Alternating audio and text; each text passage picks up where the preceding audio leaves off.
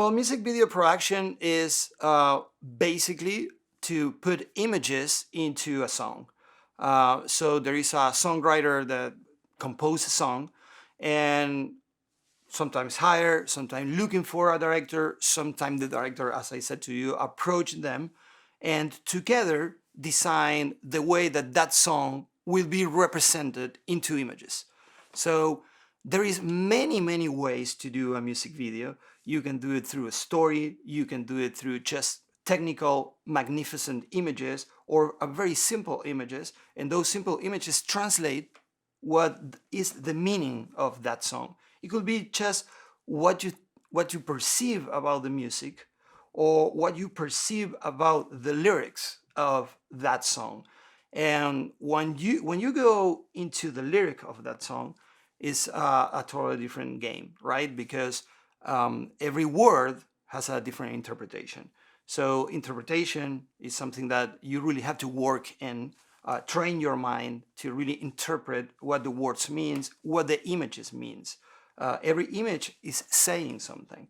So as a director, when you receive these lyrics, you write in your house ideas for the song, you talk with the musician, and once you are agree on it, the production of the music video itself begins, right? So that's part of the pre-production.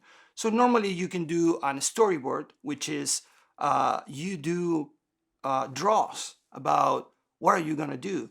If you are a great drawer, you do it yourself, or if you have a friend that is a great drawer, you start talking to him and say, look, the first shot is gonna be this way. The second shot is gonna be the way. So what you do is just to do a series of draws with the script that you wrote before below every one of these little draws. So you are telling a story, you are telling a graphic story, and everyone will understand this so easily, instead if you are talking constantly. What happens if you are not if you are just talking with somebody else? The other people will have another background, and the interpretation will be totally different probably from yours. So it is ultimate, I mean, the ultimate understanding on this is just to make to the other people, your crew and the musician and everyone around, and the director of photography, the sound, the boom operator, everyone has to understand where are we going. If they know where are we going, they are going to be enthusiastic about going into this incredible adventure and do the adventure together. So at the beginning, you as a director will design all this, talk with a director of photography, and tell, look, this is the way I want to do it. And when you said this is the way I want to do it, you are talking about style, you're talking about tone, and the tone is incredibly important too. And the tone is totally related with a theme. So theme, what is a theme? Theme is something that you wanted to talk about.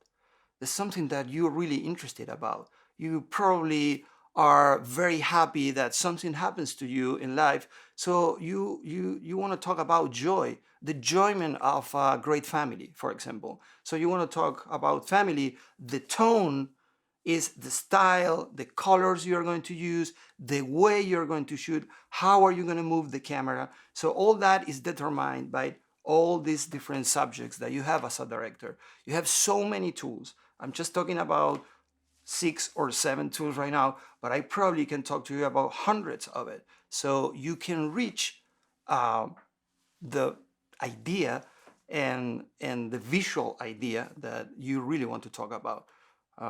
Because you have words, but then you really need to reach that into visuals.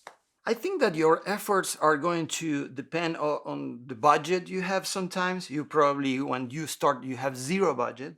So I think that when you are started with zero budget, the interest, it has to be put in everything at the same. Everything is the same important, especially when you are designing.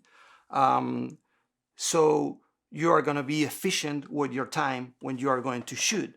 And at the same time, when you are shooting, you really need to let 20%, let's say, just to say a number, of what life can give you at that moment. It can surprise you with an incredible sunset or somebody dancing in a way that you never expected.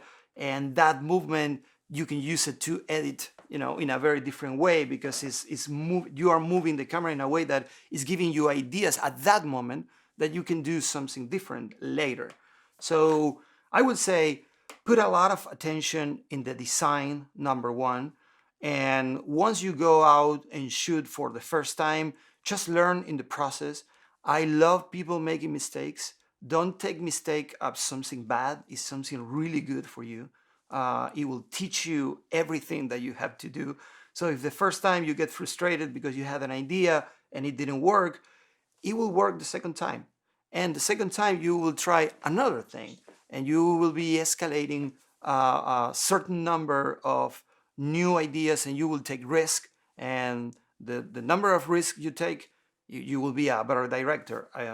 It's not a formula, but normally if you take more and more risk, it's going to work better. In terms of feedback, what I always thought is just to have really good friends around, people that you can trust, and they can tell you sometimes. Of course, they have to know more than you about filmmaking, and take the feedback always as a positive thing, even if somebody is telling you something that you are taking as a negative thing.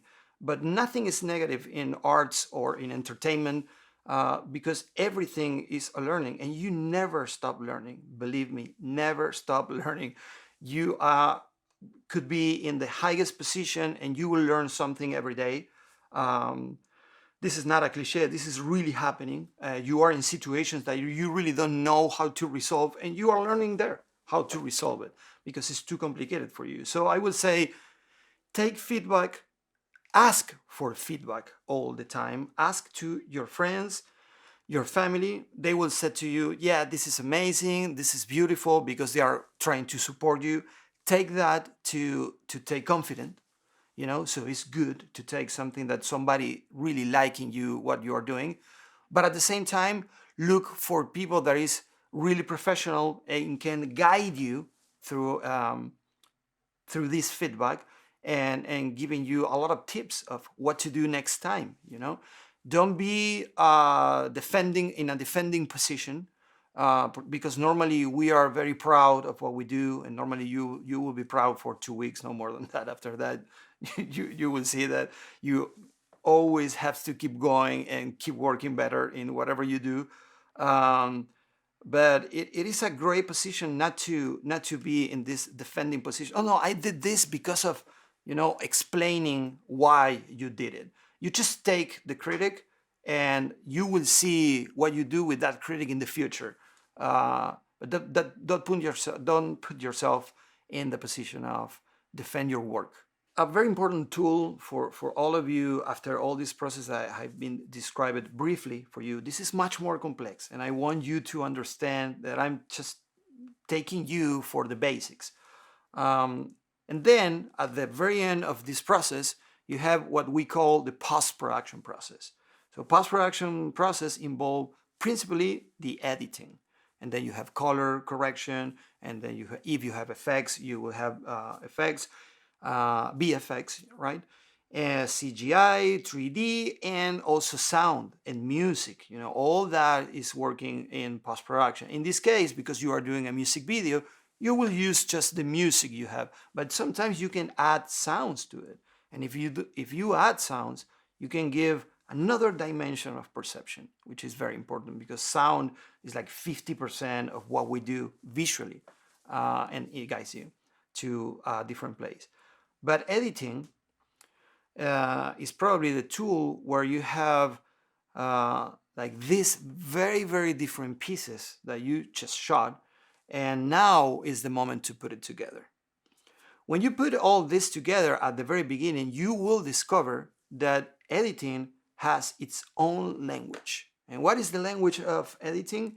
Is the size and the framing when you are shooting. What is framing?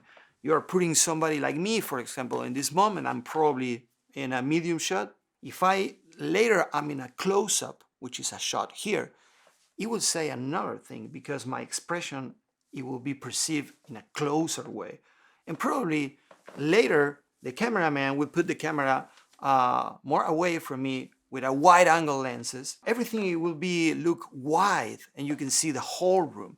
So you are, for example, doing that, you are setting the tone of the piece because you are watching everything around me. So right now I am in a studio for musicians. So probably the story, if it's happening here, I'm setting the tone. It will happen in a musician. It will be the story of a musician, right? So you are telling that story.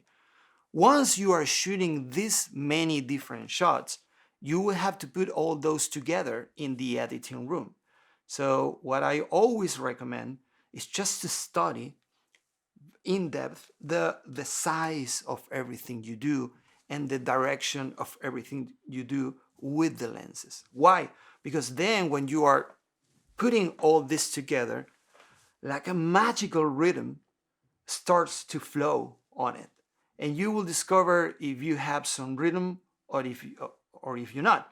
And I'm not talking about the rhythm of the music, which is one rhythm you have, and it can help you to edit the things in a rhythm that is very perceivable. But there is another not so perceivable rhythm, which is what is happening the way you are editing everything. And then if you are shooting a music video, which is pure visuals and pure technical, fantastic aspects inside a frame, you need to shock the audience. So and not getting bored, because what happens also when you are editing something, you will find that probably at the very beginning you have 30, 40 seconds that are incredibly visually stunning. But if you keep going doing that, people will wait for something else, and you're not giving anything really different. So there is a problem because you are not entertaining anyone with that. You are just being flashy. And if you are being flashy, there is nothing to be said, and people is just boring and just change the video. Imagine right now that everyone, when is watching a phone, is just watching the phone for 10 seconds, I would say, and give the opportunity to something. And if you don't like it, you change it immediately, you scroll immediately. So what I'm trying to do as a director is just to get your attention and to do this ride together. So the editing room is a very important part of the rhythm you are going to put in your work when you put all these different shots together.